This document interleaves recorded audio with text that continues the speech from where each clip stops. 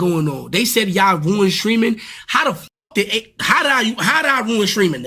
How? Be real with yourself. Be real with yourself. How did I ruin streaming, nigga? How? Nigga, where's my mother? There's no way I did that. They said AMP, but you can't. I'm still AMP. That's a deep question. And he over there, he fumbling. Did AMP ruin streaming? Did AMP ruin streaming? Man, the way Fanum struggling for words right here. What's good, y'all? Today we're going to be reacting to why Fanum thinks streaming is dead. So if you wanted a career in streaming, let's watch this video to see why one of the top best streamers is saying that streaming stuff is dead. It's killed. It's over with. Dead. Let's see. Finito. I'm going to press play. What's poppin', y'all? Fanum, founding member of AMP and the guy that discovered Kai Cenat and brought him into streaming and brought him into AMP, let him live at their house while he was still, at the time, in the hood at his mom's apartment with the rat or the mouse flying through in the background. He decided to explain why, in several clips, streaming is just screwed now from when he first came into the game. And while he may not be a streaming, well, he is definitely not an OG in the streaming space, he has seen the evolution of it just from when he got in. So I'm going to play you guys this first clip of him just mocking current gen streamers, and then we're going to get into the more somewhat serious stuff in a second. Chat, yo, this how streamers, this how the streamers be now. Look. Yo, chat, I gotta take a piss, chat. Should I pee now or later? Chat, should I just pee now or later, chat? Chat, I gotta pee. Should I pee now or should I just hold it? Should I hold it or should I just pee now? Now? Alright, bet. Chat. Disrespectful. But okay, so basically, Kai Cenat put Fanum on, or did Fanum put Kai Cenat on? I'm not too sure on that. Alright, I will pause it. Now come on, y'all gotta be real. I don't know how old you is or how long you've been streaming for, but I'm gonna tell you, this stuff has changed. I don't know what's going on with it. It's funny. I enjoy it. It's funny to watch into somebody's life and see them being, they being performative, but at the same time, it's unscripted. It's entertaining. But it's like they're just complete subject to their chat. They do whatever the chat say. Before anything is made, any move is made, it seems like they got a result to the chat. I'm gonna keep playing the video. Should I run or should I just walk to the bathroom? Here, this really makes me think of Neon, other than anybody else that I can think of off the top of my head. Because Neon was somebody, especially in the maybe a year and a half, 2 years ago, 2023, certainly, he was just somebody that was absolutely run by his chat. And I do think that's the drawback of some of these streamers blowing up as teenagers, is that you're a teenager and you're getting real-time feedback and peer pressure from thousands of people watching you, and you have this urge. You also haven't really grown into yourself yet, whereas like YouTube, it was a different story. But a lot of these people like Fanum, for instance, they were grown by the time they got into streaming, so they don't have this like, yo, should I do this, chat? Should I do this? And it's trying to get interaction. I feel like the pandemic was the biggest time for streaming. Everybody was sitting down and everybody was like, how we gonna keep making money? And what's crazy was everybody who was streaming was still making money. The world was shut down. These people were still able to record. That's kind of what sparked me in to make my channel, and that's why I'm here doing the pandemic. Engagement from the chat, but a lot of them are seriously like this. However, he goes and talks about the, and I'm pausing it. You don't like me pausing it, I'm sorry. Welcome to my channel. My name Brandon. I'm gonna be reacting to a lot of things. Let me know, like the video, let me know what you're interested in, let me know what you don't like. First time listeners and last time listeners, shout out to all y'all. I appreciate y'all for watching my videos. This stuff that we watching is important. The streaming, watching what the new careers is, what the top jobs is, these things is important. Let me stop yapping. The epidemic or pandemic or whatever you want to call it of clipping culture. And this is something that I've wanted to touch on for quite a while, but I just haven't had the right spark to hit on it. I didn't know in what topic I would do it, so I think today is a good video for it. So I'm going to play you guys the clip first. Nah, I don't even think people trying to force beef. I think people trying to get their clips, get their views, get their numbers up. Yeah, that's really what it is, bro. This whole shit is, bro. This shit a competition, my nigga. Throughout, all the way throughout. You know what I'm saying? This shit switched, my nigga. Even it's down to the Clipper nigga, bro. Even the Clippers. And it seems like you just jaded. This would be my message to you. You jaded with this. You got your money. You just jaded with the industry. But this industry is just getting started. It ain't dead. This is my word to everybody. Yo, it's just getting started. So I advise everybody to hop in it. But I'm going to let the video play. In competition. Word to my everybody, bro. I'm telling you, gang. Like, certain shit is facts. Other shit is cat. Certain shit is dead facts, though. No bullshit, chat. The clip niggas is going hard, trying to see, all right, who could rage bait the hardest? Who could rage bait the hardest? All right, who could get out the clip faster? All right, you know what I'm saying? But you know what it is, though? That's just how it is. It's facts. Everybody's spitting facts. It is what it is. You dead can't say nothing, though. You know what I'm saying? Because that's what the game is now. The game is always evolving. It's either you adapt or you die, my heart. Real simple, bro. If a nigga get caught up in anything, what's a smart move to do, chat? You gotta shut the fuck up. You gotta backpedal. You gotta say something else. You gotta switch it up real quick. You know what I'm saying? See, me, that's why I ain't gonna lie. That's why my shit, I don't go nowhere, chat. I ain't gonna lie. You know what I'm saying? I don't even share my streams. No bullshit. Don't believe me. Go on my gram right now. Go check if I shared my stream. I don't even share my live. I just click go live, gang. Dead ass. For what? That's unfair to say. You saying that from a position of power, from a position that I already won. I'm over it. I'm jaded. For what? For what? For what? Because these people, they trying to get to your position, Fanum. That's why they want it. They hunger. Some people have it, and they still want more. Because they don't realize how much they have. And they don't care to look at that. They just want to get to that next position. So they don't care how many men they got to step on. And I can see why you would think that would kill an industry. But that's what America was founded on. That's what business out here was founded on, man. And it's sick and it's sad. But, hey, you got to be the good example. You got to be if you want to pursue streaming, you can't, if you want to pursue anything in life, you can't look at life and see all of the downfalls. You can't see all of the negative examples. You can't see all of the terrible statistics, because on the other hand, there's also positive role models that made it through without doing all of those things, without having all of that drama. Or as our brother Fanum is saying right here, he don't got to do all of that. We going mad hard, bro. It's too much. It's too much animosity. It's mad shit going on. They said y'all ruined streaming. How did I ruin streaming? How? Be real with yourself. Be real with yourself. How did I ruin streaming? How? If you tell me how I end stream right now, or if you tell me how I did that shit, I end stream. Oh God, I end stream. Nigga, where's my mother? There's no way I did that. They said AMP, but you can't. I'm still AMP, right? So you can't say that because I'm still AMP. You can't say that. You can't say that. You can't just say You can't say that, gang. You feel me? That's a deep question. And he over there, he fumbling.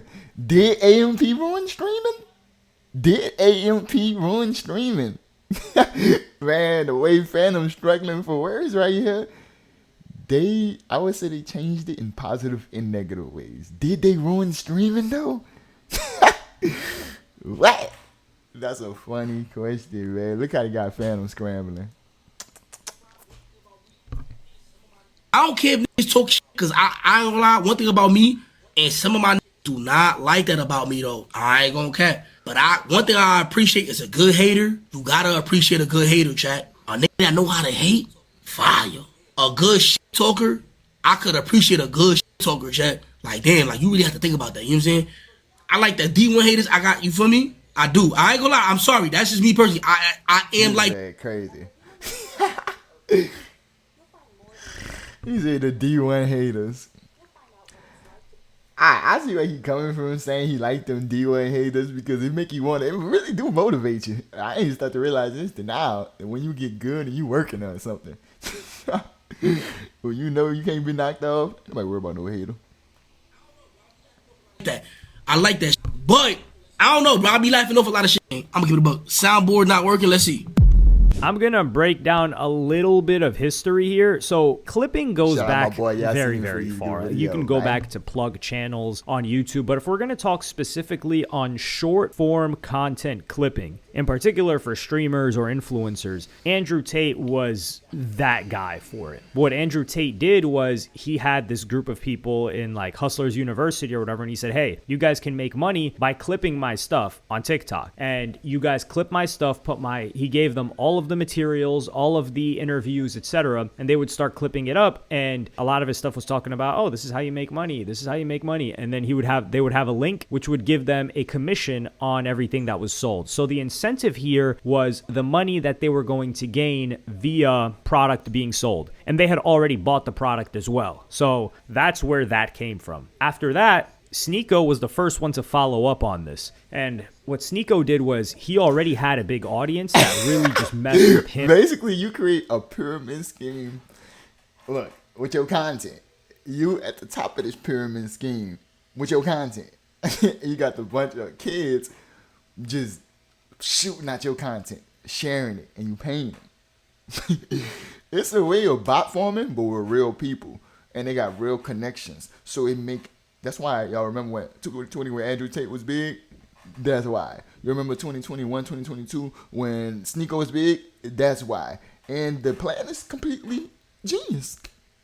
For him, and he started streaming, and then he just started encouraging people to clip stuff and saying that they would make money. And I think they were making money from like the TikTok creativity program. So he was like, yo, you're gonna get views. And he was just copying Tate's like talking points, saying crazy stuff at the time, and he was blowing up. So people were doing this for Sneeko. They were making some money off of it, or they were at least like clouding up off of it and getting these pages to a certain amount of follower counts. So that's how that would be the first two. Then it opened the floodgates. A lot of other people started doing it, but Sneeko's editor at the time, Musa, he was one of those people that started posting these clips of, hey, I make $15K a month and this is my routine. I just go to CapCut and I clip up Kai Cenat or a famous streamer. I post it on TikTok. I get these views and this is how much money I'm making. And he pushed that heavy. So now all these teenagers are seeing that guy. I'll try to insert a clip of like the Musa app. I did not know the history of where they came from. Shout out. You gotta respect the hustle.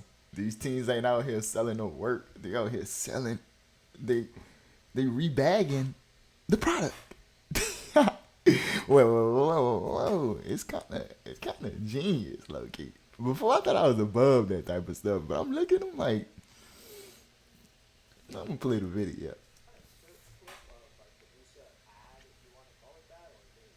Where it's coming from, yeah. But you don't Ad, if you want to call it that, or the video that he would recreate a lot of the time, if I can find it. But that brought a whole generation of kids to say like, yo, I'm watching these guys anyway. I can just clip them and make money off of it. All right. So then we're in this new era. And what happens after this period of time is a lot of them start getting claimed. So if they were uploading on YouTube, things like that, YouTube stopped monetizing channels that were just regurgitated content. So if you weren't Sneeko, but you were posting Sneeko clips, you weren't going to get monetized. So the incentive wasn't there, because for people that were clipping like a Kai Cenat or something, it wasn't Andrew Tate where they were getting sales off of a product and they got commissioned that way. They only got it from the monetization on the views. This is where it comes in that people started paying streamers because they realized the value of, or streamers started paying clippers because they realized the value of a clipper. Because if a clipper can take good clips from their stuff, or many clippers, an army of them, then they can spread it everywhere, and they will in turn be more famous, more popular, and people will